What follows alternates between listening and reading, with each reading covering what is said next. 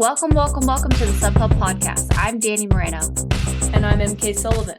And with us today, we have Sylvia Nordskar, who is a professional runner for Hoka and Dalhie sportswear based in Oslo, Norway. This is Sylvia's third year competing in the Golden Trail World Series, but I do believe this will be Sylvia's first time going to the final. Sylvia is currently ranked fourth going into the final in Italy after running 5 of the 6 races this year, along with a very full season in general. Welcome, Sylvia. Thank you so much. Great to be here. Yeah, we are so excited to chat with you ahead of the final. But first off, how is your body feeling being home now after the 2 US races? I feel good. I am full of amazing experiences and 2 cool races from the US. But I also feel tired and a bit jet lagged. It's a long travel back home. Yeah, we so caught. I need to rest a bit before a new training period and the final. Yeah, we caught Sylvia right as she got home from the US, basically. So we're sorry for that, but great to hear that you had such a fun trip. And both of the performances that you had in the US were also really good. You got 10th at Pikes Peak and 6th at Mammoth. So tell us a little bit about why you chose to run the races you ran this year. Yeah, so this is actually my first year as a professional or full-time runner. So I quit my job in March and so had a full season where I've only been prioritizing the running. And I decided to run the Golden Trail races because I did some of the races last year and I found them very fun and competitive. I think it's the races where you find the best runners if you want to compete in trail and mountain running. And I also chose it because the races are not too long, so it allows you to do many races during the season, which I love because I feel like then I get more out of the racing and the time I now have to prioritize it. Yeah, I couldn't agree more. I feel that, get on the start line of any Golden Trail World Series race. The National Series too, I feel the depth is picking up across the world, but the World Series especially. And personally, I have to pick and choose those races because I know when I show up, it's like, okay, this is going to be really hard. But yeah, looking at the beginning, you did Zagama and you got 4th there, and Mont Blanc, you followed that up with a 5th place. And so having recently quit your job, just a couple months prior to that, how did that feel? Because those are 2 outstanding performances. Yeah, thank you. I think it was, first of all, very surprising to me to do so well, and especially with Segama, because I got a knee injury right when I was off a job, so I couldn't run for a long time. Only did some uphill sessions on the treadmill, but I trained really well with skiing. We had a great ski season in Norway, and cycling and other cross training. So I felt fit when I got into the race, but I was actually considering not doing Segama just because of the injury. But very happy I did, and as you know, we had super challenging conditions during that race. It was pouring rain and windy, and I think many runners got pretty scared of those conditions. But I thought it was a cool challenge, and I think it was just positive for me. And also both Segama and Mont Blanc Marathon are 2 of the longest distances, which fit me well. I like to be out for a long time. So I was super surprised, I have to say, with those results, and definitely gave me a lot of motivation for the next races and training. So it has been a great season. Yeah, So I feel like with Sagama, maybe potentially you felt just right at home. I can say Yeah. watching the videos, I probably would not, I would have gotten through it because I had to.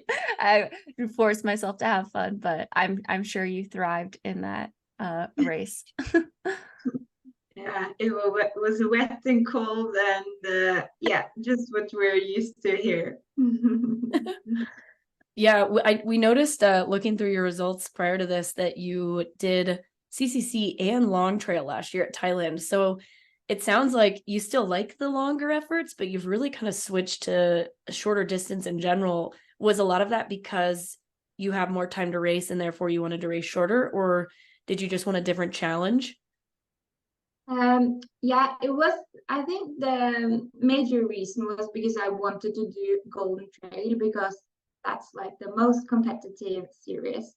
So I wanted to compare myself to the best runners, and then the other thing is to be able to do more races also. And yeah, I think if you start up, for those who hasn't done a Golden Trail race, if you get to the start there one day, you will just get this same feeling as we have. It's just such a cool atmosphere, a lot of people cheering you on, and yeah, it's really, really cool to experience. But I love the long distance races too, so yeah, I look forward to do some more of those eventually too. Yeah, that's awesome. I mean, that's a really big emphasis of this podcast is, you know, elevating the shorter distances, but athletes like yourself who, you'll do a 70K or 100K, but then you go back down, constantly sharpening those tools in the tool shed. And yeah, I just love and appreciate and respect the fact that you just keep highlighting that, there are very talented runners in these shorter distances. And it's cool for yourself to want to race them. I feel that sometimes they don't always get the love that maybe longer distance runners do. But yeah, so personally, when I saw the calendar for this year, my brain went somewhere similar where I was like, dang, I really wanted the final to be like a marathon or something. But it was the opposite. It's getting shorter and shorter. And so now having, a couple of these shorter ones under your belt, like Sierra Zanal, Pikes Peak, Mammoth Trail Fest, how does that kind of shift your mind going into the final? Yeah, I guess I'm trying. In all training I do now, I focus on what's my next goal. So right now it's the final. I train for that. It will be both the prologue, which is the 8 kilometer race. So I can say that's something I'm an expert on. But yeah, it's a good challenge, and I think when you have time to train for something, it's also cool to change a bit. And like now, when I've been focusing on more shorter distance races, I think that it's definitely doable to become better on different distances too. So yeah, the final is 24K race, I think. Yeah, and not it's like going up and down all the time. So I think it's a different race for all of us.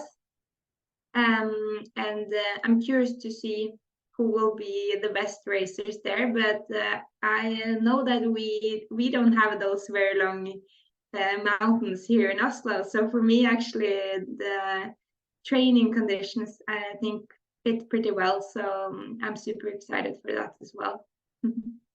Yeah, Danny and I were looking at the course before this, and it looks a lot like a really kind of longer cross country race. Yeah. It's like pretty runnable, but yeah, up, down, up, down. And so I'm curious, how has your training changed going into each of these races, but specifically the final?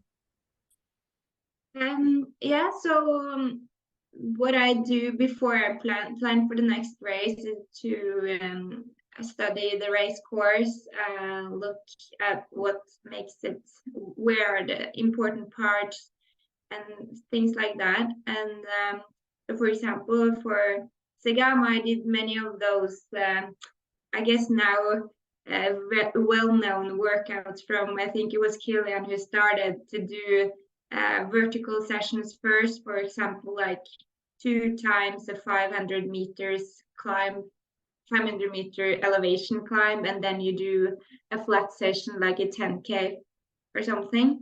So I did many of those before Sierra, so that was like a typical specific workout for Sierra. And then I've also done some more like race simulation workouts where I kind of try to make a route that simulates the race course, but in a shorter distance, maybe like half or 1/3 of the distance. And then I do that in whatever pace the workout is planned to be. So that's some of the more specific stuff I've done. And then now for the final, yeah, it's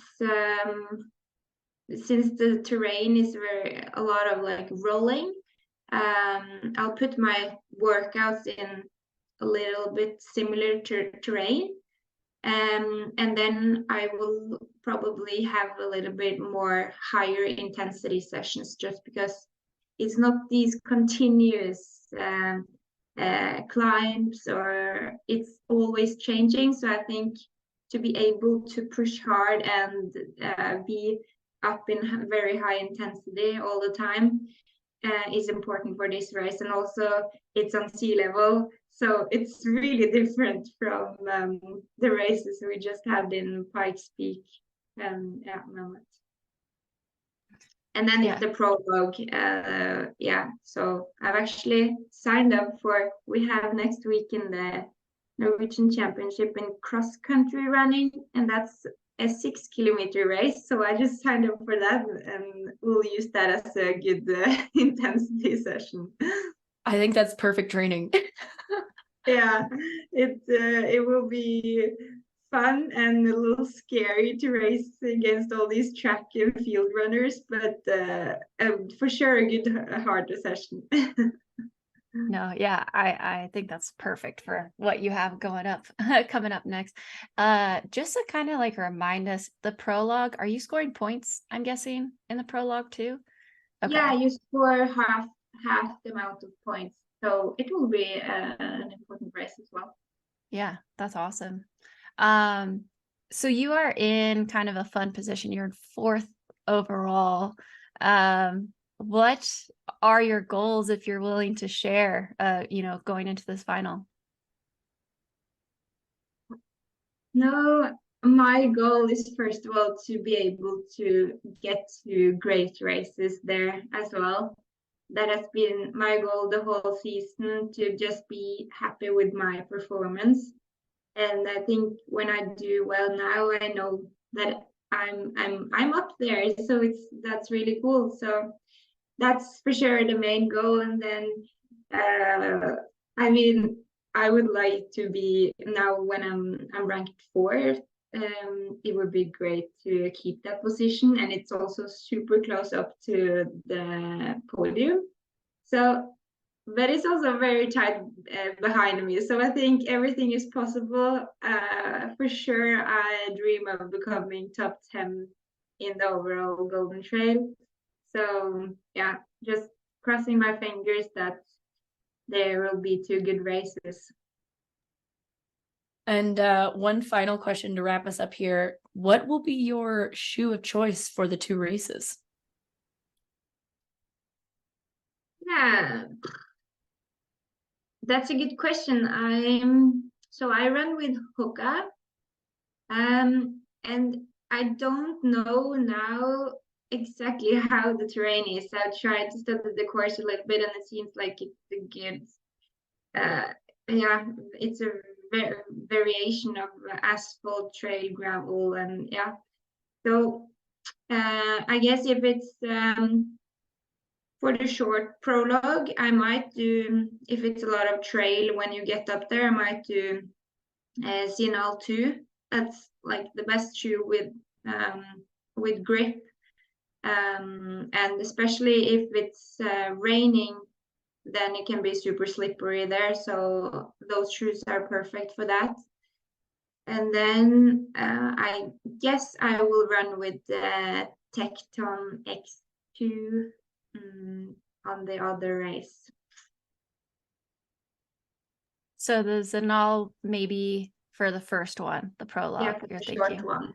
And if Gotcha. the conditions are really wet and slippery, then I might do Zinal on the longer race as well. Yeah. Is rain a possibility there? Yeah, so that's what I talked a little bit to the Italian people on the US trip, and they said that yeah, of course it's late October, so it can definitely be rain, and then if it is, it can be super slippery on the Nordkstar, but it's more like, I think, firm rock, so it's not super loose. So maybe a little bit similar to what it is in Segama, I can imagine, but we'll have to see. Yeah, I'll be curious to see what the forecast looks like as we get closer, because that definitely changes the race a bit. Yeah, Yeah. definitely. Are you guys racing? No, No, I'm very I haven't done tempted. any. I haven't done any Golden Trail this year, so No. Yeah, I would say most likely not unless I get a crazy hair. Feel like I want to do it, but yeah. Might happen. Thanks. Well, Sylvia, it has been an absolute pleasure. Good luck in the final. We hope you get on that podium. That would be awesome. Thank you so much. Yep. This has been the SubHub podcast, brought to you by Freetrail. just a reminder for you guys that this episode is brought to you by Never Second. Check out the show notes for a link to their website, their Instagram page, and use code SUBHUB25 at checkout to get 25% off of your purchase.